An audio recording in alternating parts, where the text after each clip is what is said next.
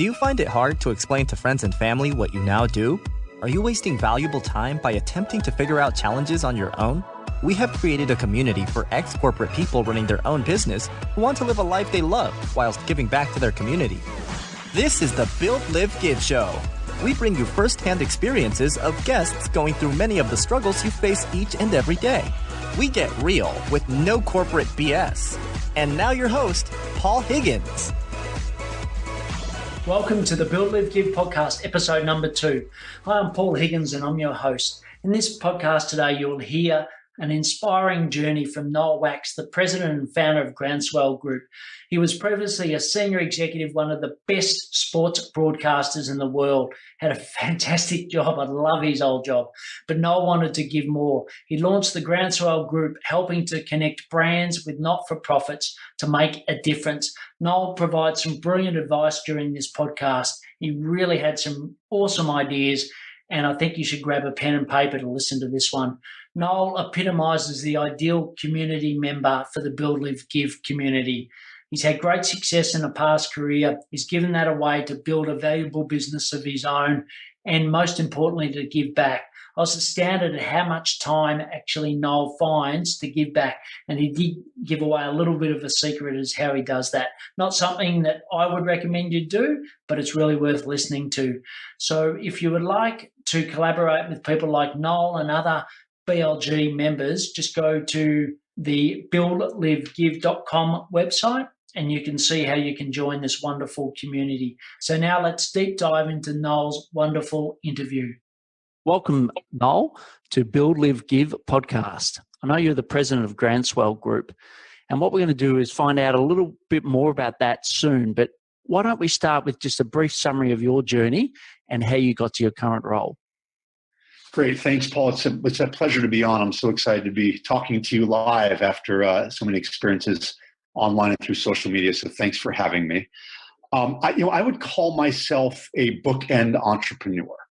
And by that, I mean, I actually started a business back in college, which is many years ago now, as a sort of unexpected entrepreneur, and had a lot of fun doing that. It was a restaurant delivery service before technology even came into play and as relevant as it is today.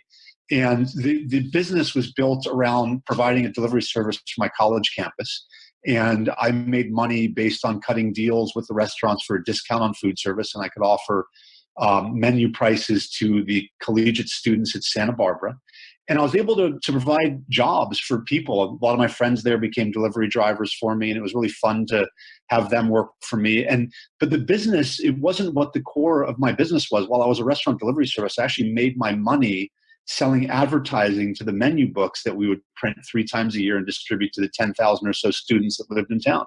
And so that was fun. I fell in love with the media side, the advertising side. So the majority of my career over 20 or so plus years was in media. I most recently was the vice president of sports for CBS Broadcasting. I was there for 17 years, and it was a very fruitful and engaging career, and incredibly great experience for me, from travel and access and building great teams and generating significant revenue.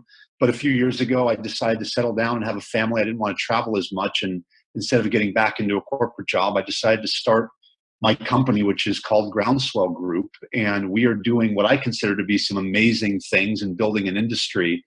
But as any entrepreneur knows, it comes with some significant challenges and time commitments that some were expected and some weren't. But it's been an amazing journey, and that's why I call it bookending, because I hope to end my career as an entrepreneur just as I started, with that big middle section of being a corporate executive.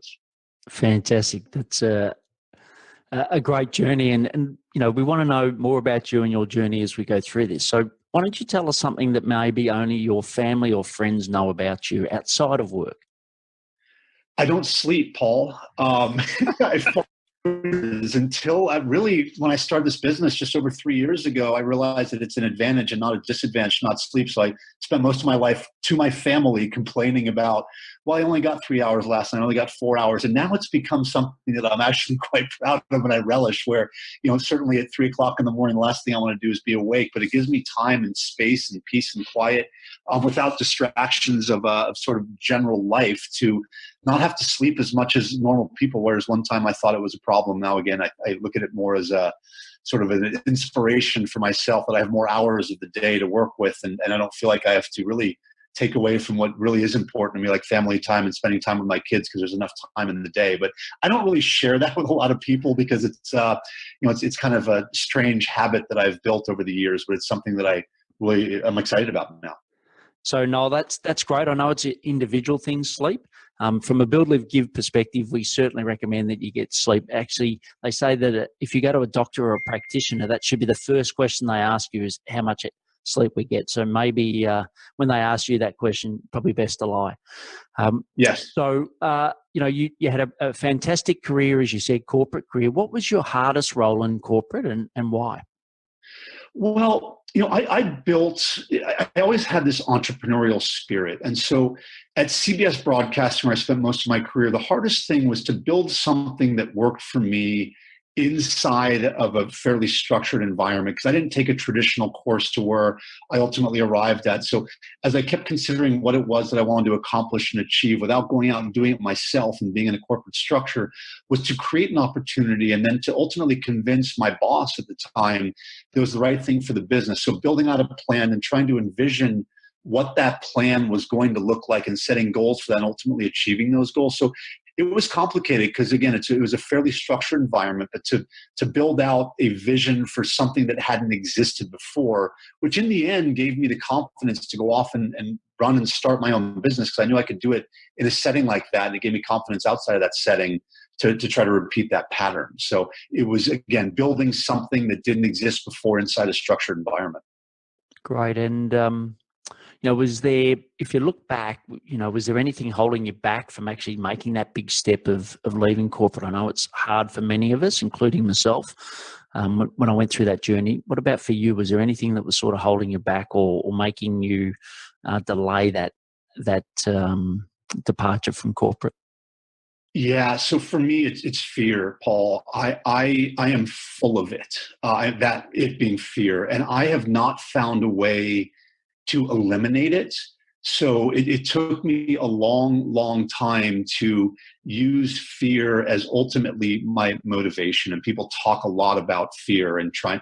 I read books and stories and listened to podcasts and read blogs about how to eliminate it, until I realized and recognized that when I get in touch with what that is for me and face it and battle it face on, I still wake up and my mind immediately starts the day, and I'm worried about the things that I have to do and what I have to accomplish and how many things are on my checklist and who I need to communicate and who I might have even empowered more so than they probably should have been empowered. But now those are things that pretty quickly I'm able to get my head around it, settle it down a little bit, deal with the things that I need to deal with, and use it more as a motivator. So once I got my head around that aspect of my personality and how it worked best for me to deal with it, it was tough. Now, I achieved a level of success that many would look at from the outside world and say, wow, you've accomplished a lot of great things, a vice president of a major company, doing what would many consider to be a dream job. But inside, again, that fear was something that was more debilitating and paralyzing to me than anything. So as an entrepreneur, it's getting my head around how it works for me and to use it as motivation and inspiration rather than a paralyzer. Great. And look, I really appreciate your openness and honesty with that response. And what about help? So obviously, you had that fear, you've got through it, you've been successful. We're going to hear about that in a short time. But what help did you receive when you left corporate to start on this wonderful journey of being an entrepreneur again? Well, I started with my closest group of friends and allies. I didn't have a traditional mentor in the way that it might have been or might be defined. So the people that I felt would judge me the least and just be open, and that I was willing at that time to take real feedback. I had to get to terms with that myself and say, okay, someone might try to tear this apart. And ultimately that became the thing I was. Tell me reasons why this won't work. I want to hear them. But it didn't start off like that. It started as, my dad, my mom, my wife, my dearest friends in the world, and almost softening it up to them, saying, hey, I'm thinking about this thing. I'm not ready for real hardcore feedback yet, but I would appreciate you just listening and maybe giving me some thoughts and some level of feedback as to what this idea is, and maybe ways that you could potentially give me suggestions on maybe to make it better. And as I gained more confidence through that process, I realized that it's actually what I want. I want people to tell me that what I'm doing is wrong. I want people to tell me what they think, because then I can make decisions based on what I think is going to be best for my business. So a lot of times people call that the haters out there. What I say is, bring that on. Bring on the people that think it's not going to work. Because most people, I don't think, Paul, that it's that difficult to be good or certainly great at something, because there's a lot of average out there. So if you're willing to put in the work and the time and the effort to make something great, you can really stand out whatever field that is that you're in.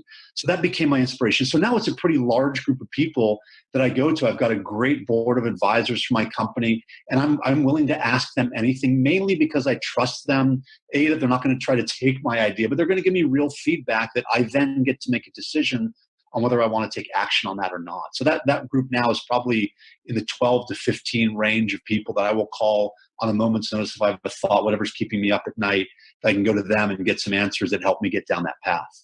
Excellent. Great. And so if we sort of roll forward a little into your current role, what do you say when you first meet someone? So if you meet someone, whether it's in a business context or at we call it a barbecue, what do you guys call it over there?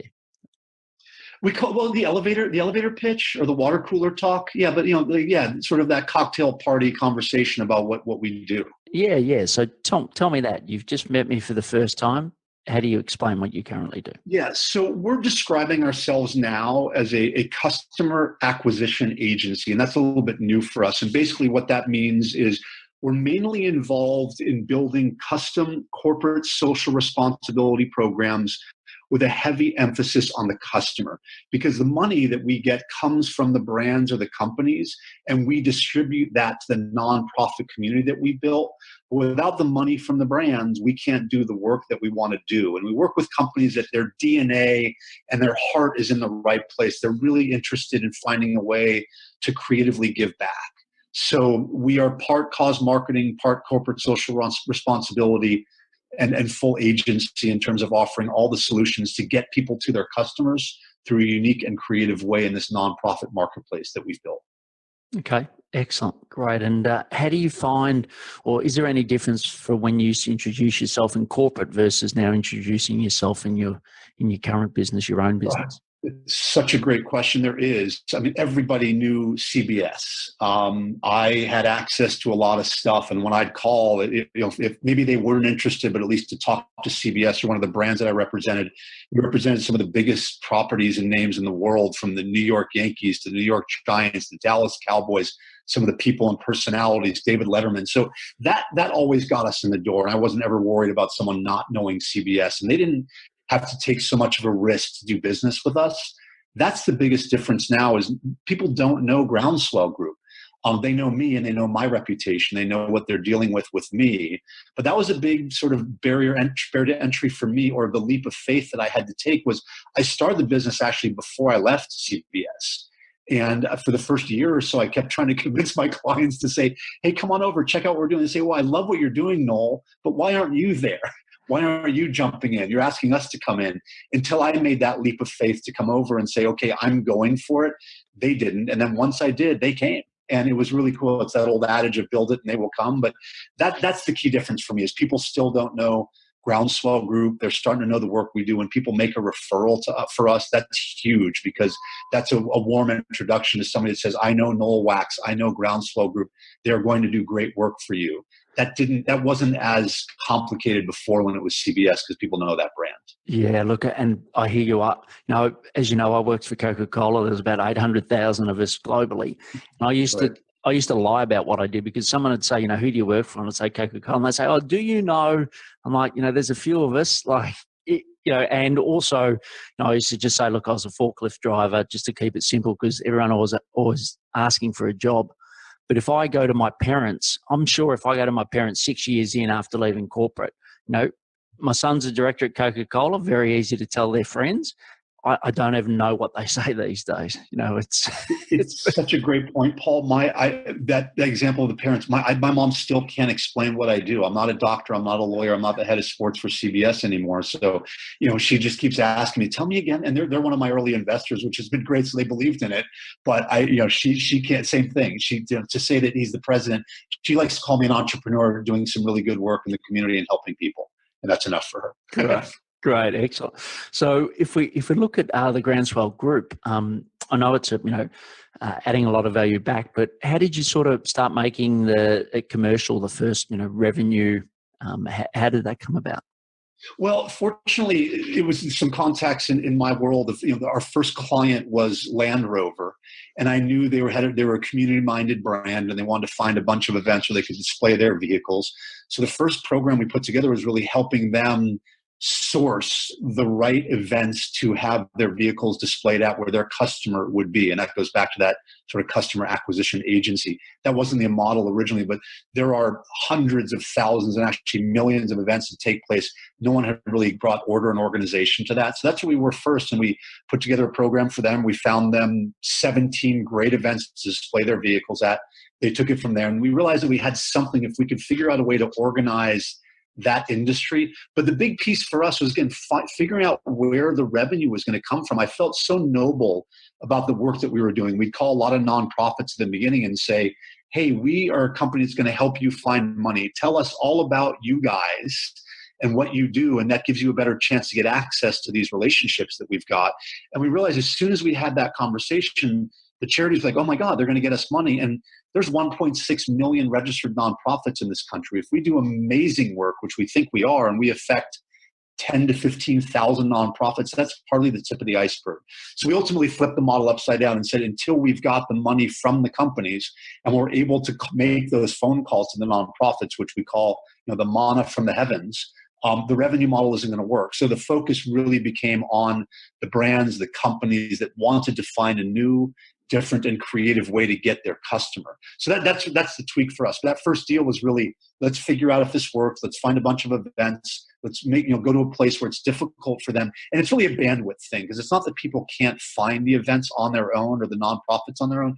There's just so many of them, so many questions about them, and there's not anything that really organizes them, at least here. So that's the space that we fill. And as we got more educated and knowledgeable about that space, we walked in with a whole lot of confidence to say, we can get you your customer, and we know exactly how to get them through this new world that we've created. So it's been really fun to evolve in that way.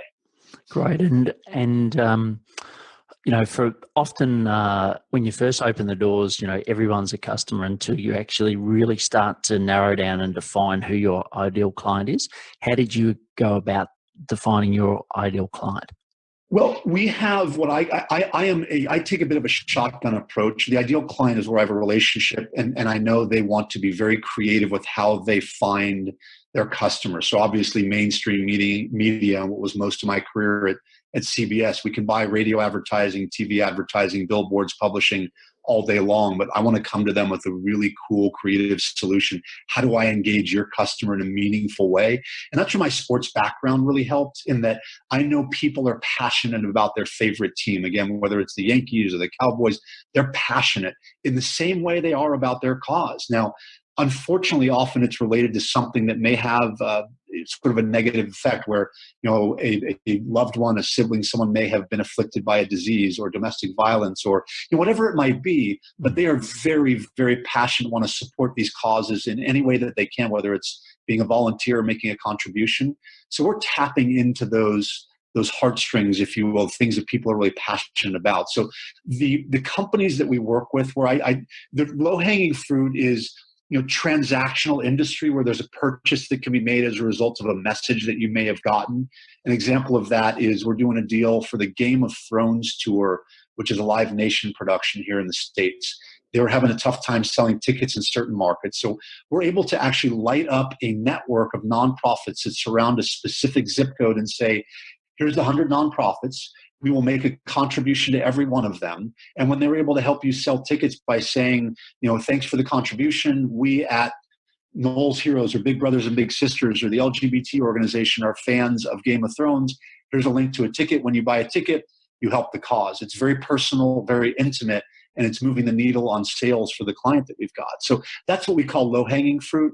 The most fun deals we do are what I call custom solutions for corporate social responsibility. They know they want to do something. They know they want to have a lasting impact. They've got a cause that they care about.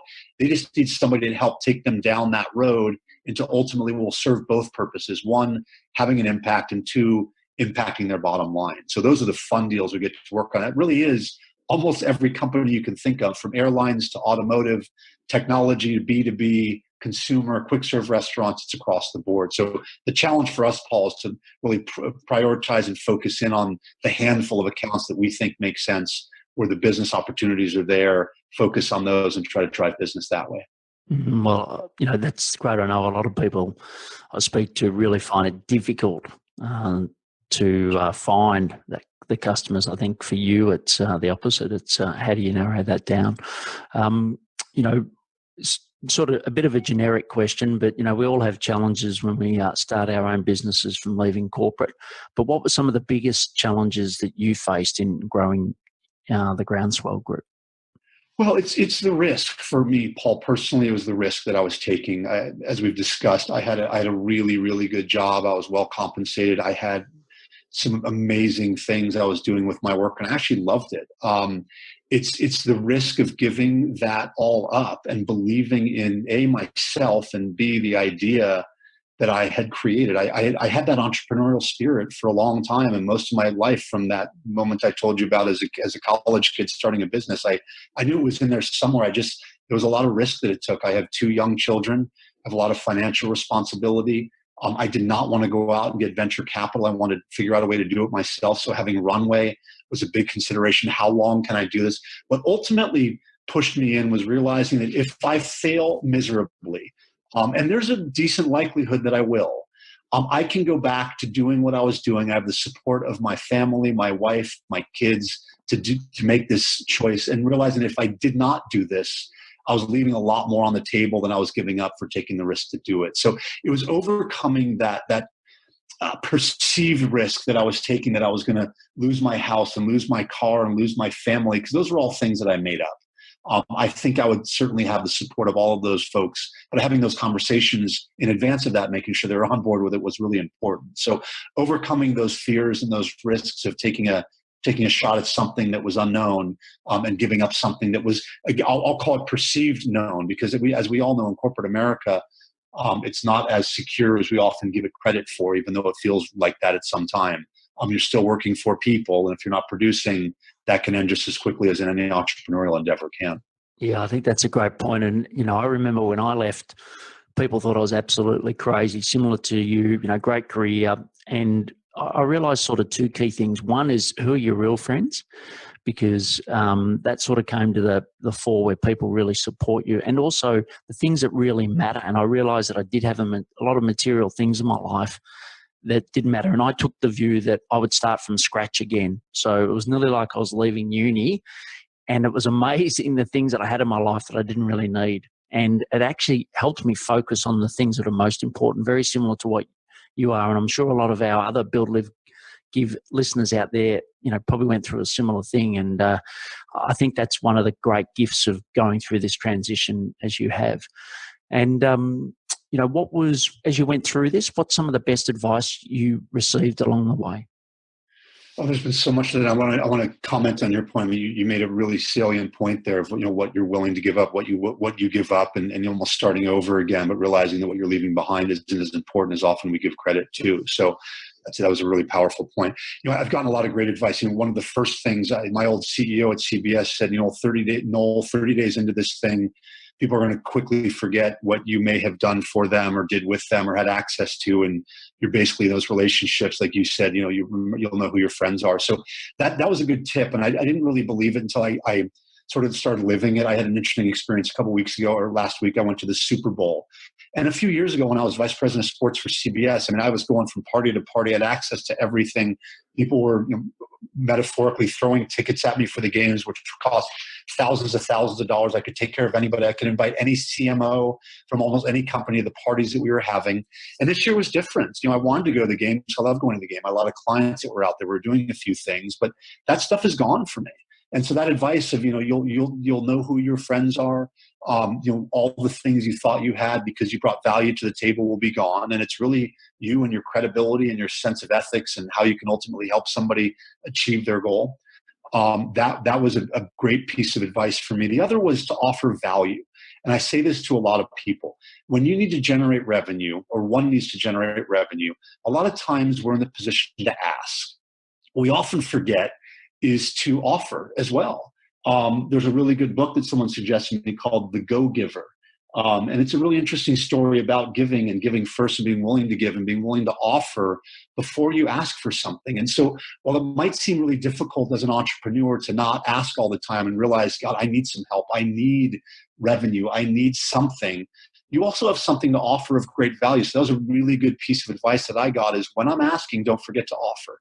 And it's proven to be really effective. And sometimes I don't even know what I have to offer to somebody, but maybe it's an introduction to somebody or a connection that I may make. I certainly have my nice thick Rolodex of people. I can always make an introduction or a suggestion for a way someone could do their business better. So whereas it may have exchanged for me from offering a pair of tickets to a great game to now a piece of advice or a connection, those often can be more valuable than a physical, tangible thing that I used to be able to think I could give to somebody. So those two things was, you'll, like you said, you'll know who your friends are, and 30 days into taking that leap, a lot of people will disappear. And so you have to stand on your own morals. And the other is to offer value to somebody while you're asking for something back. Look, great advice. And I'm sure the Build, Live, Give community are going to really take that advice on. Just now sort of moving into, the live part. So how you sort of living your new life in a way. What's your sort of daily routine look like? Take me through a typical, whether it's a day or week of Noel, and how has that sort of changed from what it used to be in corporate? Well, it's fun, Paul, because I actually learned something from a recent post that you made about, what do you do with your Fridays? And, I would never be willing to admit the time that I took to spend time with things that were so important to me. In corporate America, it was almost discouraged, and that was my own feelings on it. But I can't say that I left work early to go get a workout, or I wanted to pick my kid up or watch his first t-ball practice. I will never sacrifice those things again. Those things are so important to me. And so many times I've read about, the proverbial, you're lying on your deathbed and what were the things that were really important. I'm trying to live that now. And I realize that I have a lot of things I want to accomplish professionally, and I certainly need to make an income and pay for the things that I've surrounded myself by, but I am not willing to sacrifice those things that are important. So, my day, I start with habitual things, and some are difficult and some are easy, but I like to start my day with things that I can check off my list and say I've accomplished something. And no matter what happens to me over the course of the rest of the day, no one can take those wins away from me. So those are the things that are totally in my control. It starts real early. I mentioned earlier, I don't sleep much. So I'm out of bed by 4:30 in the morning. It's quiet time in my house. So I wait till my wife gets up and comes downstairs to make my bed. But that's one of the things I check off. It's really easy to do. It's a sense of accomplishment. But I do not leave the house without my bed being made. It's check number one. I journal every morning. I write about the things. I found a great app that's something like the top 5, or just it sort of helps me do it. But 3 positive thoughts, 3 admirations, 3 positive reflections, what I want to accomplish at the day. At the end of the day, I go back in there and I talk about the things that I did accomplish, the things I may have left on the table. So journaling is really important to me. I do spend some time meditating. Sometimes it's only a minute, sometimes it's 5, sometimes it's 10, but really connecting with myself through deep breathing and whatever thoughts are inside there. I try to get the fears out, think about the things I want to accomplish and deal with, think about the people and things I've given power to that I want to take that back from, and then exercise. I don't say every day exercise, but I try to exercise 3 times a week. And that's another big learning for me, is not setting my goals for personal success that are unattainable. I used to think, hey, if I try to work out 8 days a week, that's a great incentive, but realizing it's never attainable. So now instead of 8, which is completely unrealistic, obviously, I go to 3. And then I'm able to say, okay, 3 workouts this week. That's totally doable. I'll feel good about having accomplished that. So those are my level sets. Those are the basic things that I do on a daily and weekly basis. And then from a work perspective, I prioritize my day and my time, and I schedule it every day. I don't like to be too structured in the sense of not having some flexibility, but it allows me to know what's important, work on the things that I need to work on, while everybody else will send me stuff, and we all get dozens, if not hundreds of emails a day. I don't let those interject into what I've created as a priority. So it may just be 2 hours to reflect or read or make calls to people that I haven't talked to for a long period of time. But I've set that appointment with myself, and no matter what comes up during that time, barring an absolute emergency, that's what I've carved out time for. So it allows me, 40, 50, 60 hours a week of scheduling time and meetings with myself and other people to accomplish the things I want to accomplish. And at the end of the week, I level set again. On Sunday, okay, what did I do? What didn't I do? What are the things that are burning holes in me right now that I didn't get to this week that I really need to, that I'm putting off? That becomes my priority for Monday morning. I'm going to get it done. So that's the way that I set my week up, my day up. And it works for me. And that was the other thing, is it has to work for people, for listeners of this podcast, the BLG community. It really has to work for you. So just because it may work for me absolutely doesn't mean it's the right thing for you. So understanding what your capabilities are, what your limitations are, what you want to try to achieve, setting them up based on that. That's great. And I think the key point there is you get to choose now, whereas I know in corporate, as you said, you didn't want to, be seen to leave at a certain time of the day, or if you weren't in the office, all of those things. Now working from home or working in an environment where you can create it, that's the great thing. The one thing I did realize for me early on is that I probably was too fluid. So I actually completely went the opposite way, because I'd spent 18 years being very structured in corporate, and now I'm sort of a nice midpoint between the two. But look, I think that's a great way of articulating what you do. So the next question we're going to move into is the give. Now, I know for you this may be like picking your favorite child type question, but what cause or community are you most passionate about, and why?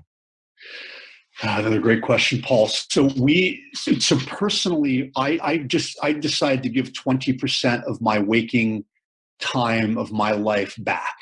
And it takes a lot of different shapes and sizes. So I've got my own charity, a registered 501c3. It's called Noel's Heroes, and all the work we do is about kids.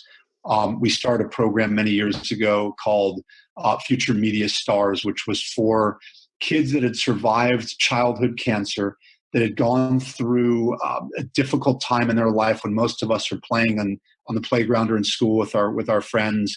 These kids are in and out of hospitals, and what we found was they lacked a certain level of confidence because they didn't have the same social structure as many of us do as kids. So what we wanted to do is help instill a level of confidence in these kids that have gone through that, so when they're going through the job interview process or college applications, that they understand that we are all human beings, and that we all put our pants or dresses on one leg at a time, or the same way, or however that saying goes, but that we're human. And to be able to sit in a room with someone that you otherwise may look up to and create or consider a mentor or an idol or whatever they may be, that they are equal to you. And that starts with confidence. And so that program is really important to me. And so we run multiple programs in multiple cities across the country. So that takes up a lot of my time. I also, very simply, I like giving blood. I go back and forth between blood and platelets, and whatever they'll take from me, I give. And knowing that has an impact on somebody else, it's also kind of fun, because I could sit there for 2 or 3 hours when they're taking blood, and I can watch a movie, I can get work done. It's a place that I can go to that sort of gives me peace of mind, also knowing in the back of my mind that I'm helping other people. I work a lot with veterans. I work a lot with the LGBT community. Both of those mainly because they're some of the biggest communities and groups that we are able to support. And a lot of companies that we work with have initiatives that they're trying to figure out creative ways to support those communities. Also because I think that it's important to give back in places that I didn't serve, and I don't represent the LGBT community. But for me to have a full understanding of that, how they work, and give support where I can is really important. So those are the areas that are important to me, but it all goes under the cover of 20% of my time is given to something. And whether I have a plan going into the week, the day, the month or not, I ensure that I give that time to them. And sometimes it's just, hey, what do I want to do today to support something? And we've dropped food off. We've donated time at food banks. We've supported a number of different initiatives. We drop food off at police departments and fire departments on a weekly basis. And they always say this, why are you doing this? Well, we appreciate the work you do. We do the same thing for teachers, people that serve our communities, so we can show a simple level of support for the stuff that they're doing that often goes unnoticed and unappreciated.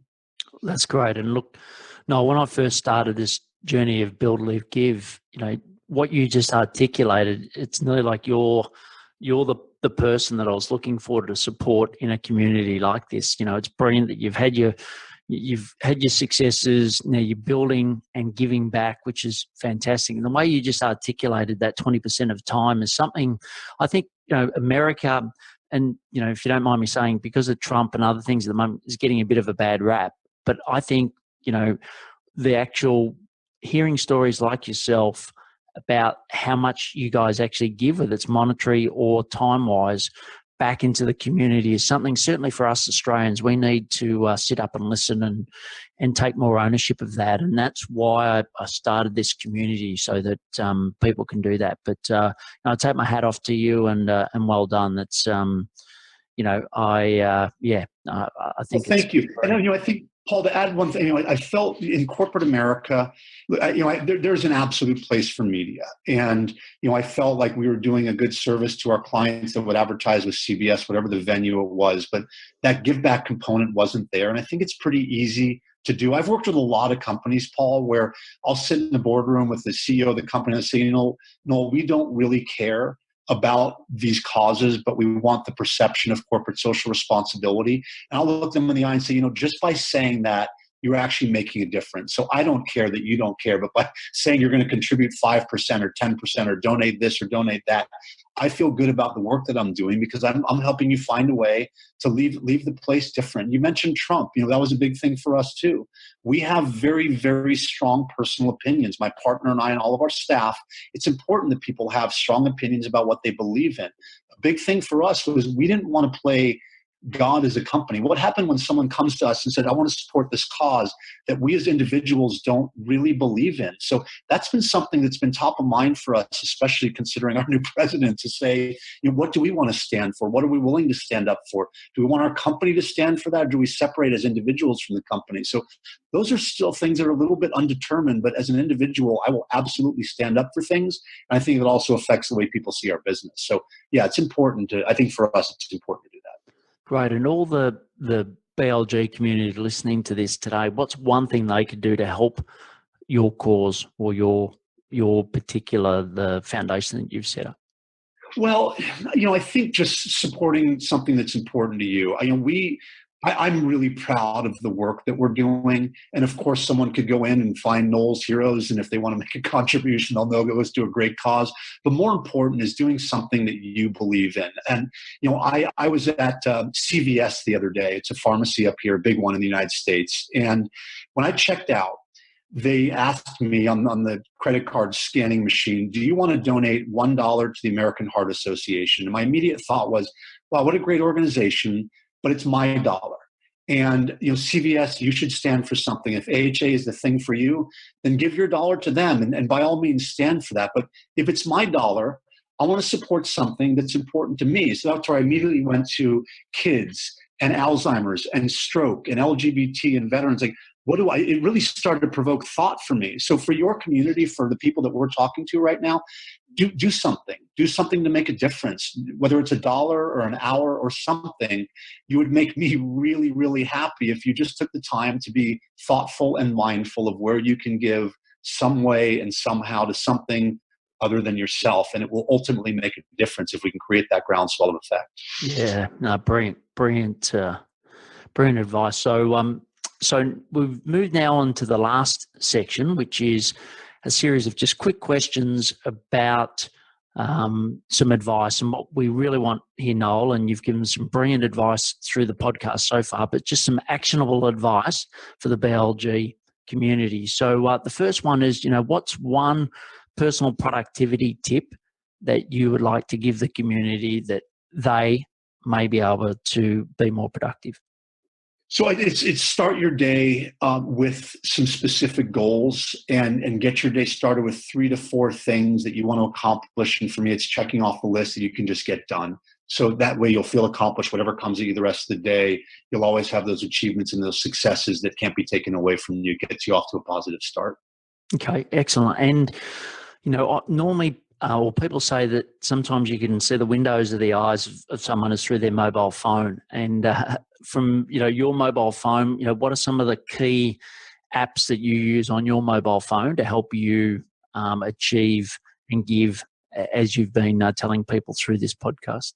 Yeah. So daily 5 is that one I mentioned earlier, which is just a quick review and look at your day. It sets you up 3 positive affirmations in the morning, 3 things at the end of the day, stuff you may have left on the table. It organizes that. So for me, it was a great tool. I'm a LinkedIn fan. I love being able to network and communicate and contact people. It's a great resource and site for me to go into.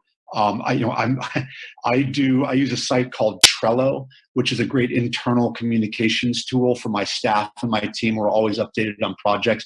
One of the first things I got rid of as an entrepreneur was my office. So it's a way for us to constantly communicate with each other, update on projects. That's a tool that we use effectively, which helps to replace unnecessary meetings and unnecessary office space, which also sucks a lot of our finances out. So those would be 3 that are top of mind for me. Brilliant, great, thanks, Noel. And podcast. I'm assuming you listen to podcasts. If not, you can mention books. But what are some of your favorite podcasts that you listen to? So I love. There's one called Business Rock Stars, an Entrepreneur on Fire. Entrepreneur on Fire is a gentleman named John Lee Dumas, JLD, he has a bunch of really cool, inspiring, talented people with great stories. So I find myself in those 2 podcasts quite a bit. It's an entrepreneurial community, so people that are down to earth and on up to people that have achieved extraordinary success. But in everything, there's a great story. I get a lot of inspiration and motivation out of those. Brilliant. And the question I love to ask guests is, what speed do you listen to your podcasts at? Depends on how much time I have. I usually break it up into certain increments, but my speed is when I'm running. So it depends. If I've got 30 minutes, my pace of my run dictates the pace of my podcast. So I don't have the attention span of much more than 30 minutes for most things. I'll go to 45 or 60 if I'm really engaged in it, but most things happen pretty fast for me. Oh, cool. And sorry, the actual speed, I don't know if you realize, but you can, take it up to 3 times speed. I have never done that, so I'm going to do that. Thank you for the suggestion. I will listen in 3 times going forward. Yeah, well, I'm at 2.5, and it sounds like the chipmunks to begin with, but after a while you get used to it. So I sort of power through podcasts at 2.5 times speed. So thank you for that suggestion. With videos. Really, yeah, and I recommend people, if you want to choose through the BLG podcasts, you could do the same. So what's one piece of advice that you wished you had have received when you first started your own venture, Groundswell Group? Don't give away your power. By that I mean to people, to companies. I was giving the example the other day. If I walk into an elevator with someone that's wearing a $40,000 Brioni suit and hat and gold off his shoes, what do I do? It's like, have a level playing field and have the confidence in yourself and in your idea. Not that you're not open to suggestions, but it does start with you. So level the playing field. Don't give your power away to anybody, even though it might be someone that you think holds the keys to your finances or holds the key to the next deal or the suggestion that you might make. You are equally as great, if not greater, at least in your mind, than whoever that person or company that you're coming up with. So it allows you to have a real meaningful dialogue with people and ultimately achieve and get what you want out of that conversation. The other is to make quick but smart decisions. As an entrepreneur, don't hang on to things for too long, because it ultimately could bleed you, if not dry, bleed you for certain things that you don't have either the time or the finances to deal with. So when you realize it's not working, don't be afraid to abort and pivot and go to something else instead of throwing good money after bad or good time after bad. Brilliant. Once again, wise words. And finally, how can people find out more about you and the Groundswell Group? So we're on all the social media. Our website for Groundswell Group, which we're getting a facelift right now, and really excited to introduce the new brand to the marketplace out there, groundswellgroup.com. We're all on all the social media, LinkedIn, Facebook, Twitter, Instagram. You can search us there at Groundswell Group. They're sort of complicated acronyms, so I think that's the easiest way to do it for me personally. Noel at groundswellgroup.com, and I've got all the handles. I'm most active on LinkedIn, so you can search me there, Noel Wax, and also on Twitter and Facebook. But Those are real fun, meaningful ways to connect with people. I inspire the listeners of this podcast to get involved and certainly reach out. I always get back to people if it's a question, a piece of feedback. If you have a suggestion for me, I love hearing from the community. Brilliant. Well, look, thanks for not just being a great member of the BLG community, but the mark that you're leaving. And I'm sure that the world's going to be in a better place, Noel, for all the efforts that you're doing. Yes, I love my sport, and I did watch the Super Bowl, but I think the mark that you're going to leave with the Groundswell Group is truly unique and fantastic. So thanks for sharing your journey today with the BLG listeners, and we wish you every success in the future. Thank you, Paul. It's been a pleasure to talk with you. And I also want to equally motivate and inspire you to continue doing the work. You've built an amazing community. And I think I've already gained a lot in the couple of months I've been involved. And I appreciate what you're doing and hope you continue to do it at a high level. All right. Excellent. Have a great night, Noel. You too. Thanks, Paul. Thank you for listening to the Build, Live, Give show. If you found this show helpful, please share it with others so we can build businesses, live great lives, and give back to the community. If you would like to join the BLG community, go to our website, www.buildlivegive.com. Until next time, thanks for listening.